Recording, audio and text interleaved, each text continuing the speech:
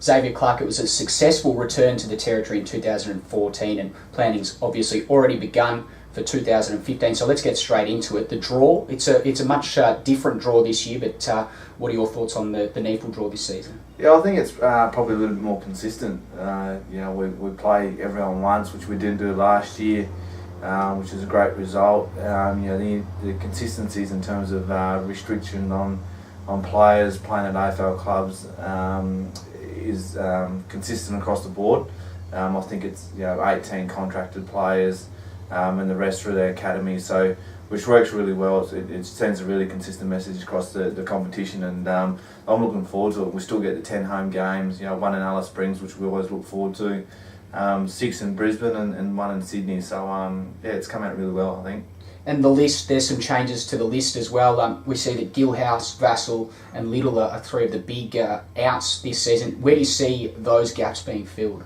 Yeah, unfortunately, each year you lose some and you gain some, and unfortunately we lose probably 3 of our better players. And we've looked at the local competition in the NTFL and tried to recruit some boys that will fill those gaps.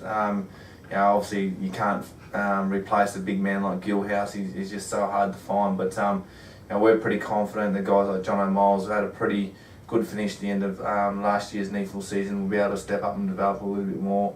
And there's a couple of younger kids that are running around at the moment. Hopefully will come into the side as well. You mentioned local talent. That's something that's really important to you?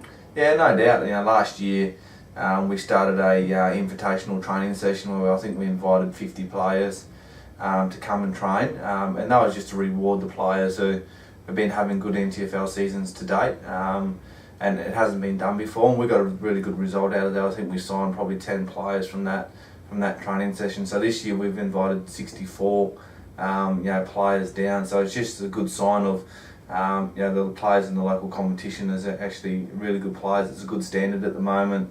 I think out of that 64, 80% of those players are actually locally born and bred Darwin players, so I think that's a really good result. And what have they got, what have you got planned for them at that training?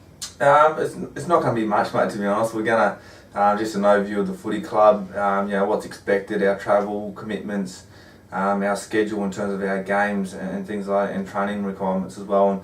And we'll showcase a little bit of the Michael Long Centre, what that's got to offer for us next year as well. So, and then might go over the road and do a beat test and nothing much in store. Not much in store. Just a beat test. Just to slip that one in. So, and then we'll do a very light skill session, mate. Because we're very wary that boys have still got games this weekend to play. So we'll try and keep it pretty short and sharp. And it would be remiss of me not to mention 2015 and your expectations.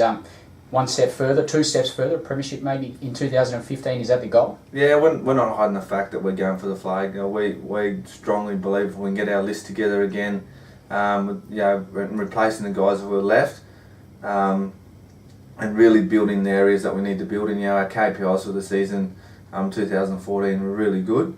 We've fixed some minor things, and some consistencies in the draw.